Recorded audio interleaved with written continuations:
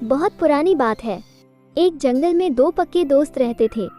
एक था गीदड़ और दूसरा था ऊंट।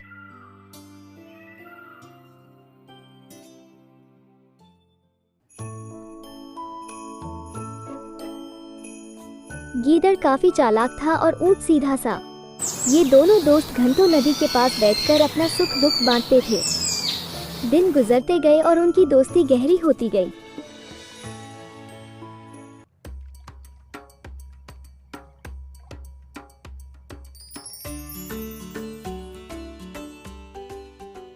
एक दिन किसी ने गीदड़ को बताया कि पास के खेत में पके हुए तरबूज हैं।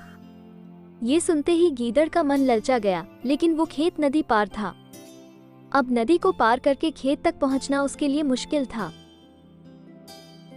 इसलिए वो नदी पार करने की तरकीब सोचने लगा।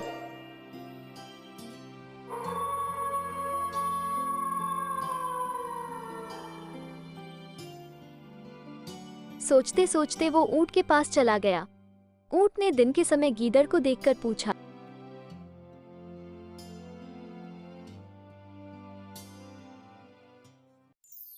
मित्र, तुम यहाँ कैसे? हम तो शाम को नदी किनारे मिलने वाले थे। तब गीदड़ ने बड़ी ही चालाकी से कहा, देखो मित्र, पास के ही खेत में पके तरबूज हैं। मैंने सुना है तरबूज बहुत मीठे हैं। तुम उन्हें खाकर खुश हो जाओगे, इसलिए तुम्हें बताने चला आया। ऊंट को तरबूज काफी पसंद था। वो बोला, वाह, मैं अभी उस गांव में जाता हूँ। मैंने बहुत समय से तरबूज नहीं खाए हैं। ऊंट जल्दी जल्दी नदी पार करके खेत जाने की तैयारी करने लगा। तभी गीदड़ ने कहा, दोस्त, तरबूज मुझे भी अच्छे लगते हैं, लेकिन मुझे तैरना नहीं आता है। तुम तरबूज खा लोगे तो मुझे लगेगा कि मैंने भी खा लिए। तभी ऊंट बोला, तुम चिंता मत करो, मैं तुम्हें अपनी पीठ पर बैठाकर नदी पार करवाऊंगा। फिर साथ में मिलकर तरबूज खाएंगे। ऊंट ने जैसा कहा था वैसा ही किया।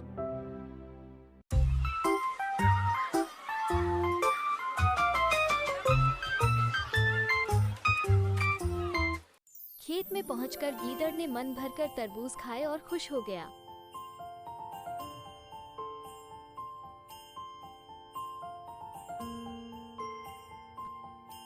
खुशी के मारे वो जोर जोर से आवाजें निकालने लगा।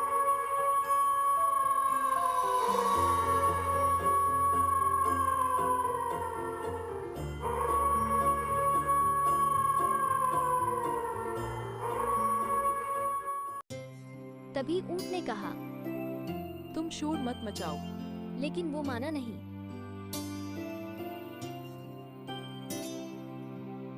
गीदड़ की आवाज सुनकर किसान डंडे लेकर खेत के पास आ गए। गीदड़ चालाक था, इसलिए जल्दी से पेड़ों के पीछे छुप गया। ऊंट का शरीर बड़ा था, इसलिए वो छुप नहीं पाया। किसानों ने गुस्से के मारे उसे बहुत मारा।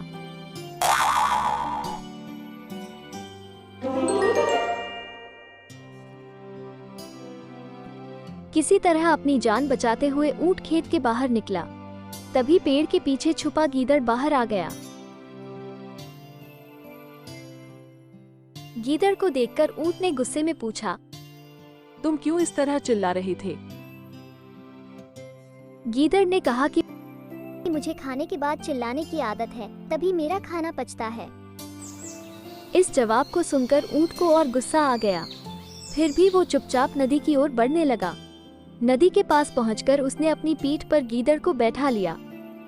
इधर ऊंट को मार पड़ने से मन ही मन गीदड़ खुश हो रहा था। उधर नदी के बीच में पहुंचकर ऊंट ने नदी में डुबकी लगानी शुरू कर दी। गीदड़ डर गया और बोलने लगा, यह क्या कर रहे हो? गुस्से में ऊंट ने कहा, मुझे कुछ खाने के बाद उसे हजम करने के लिए नदी में डुबकी मारनी पड़ती है। गीदड़ को समझ आ गया कि ऊंट उसके किए का बदला ले रहा है। बहुत मुश्किल से गीदड़ पानी से अपनी जान बचाकर नदी किनारे पहुंचा। उस दिन के बाद से गीदड़ ने कभी भी ऊंट को परेशान करने की हिम्मत नहीं की।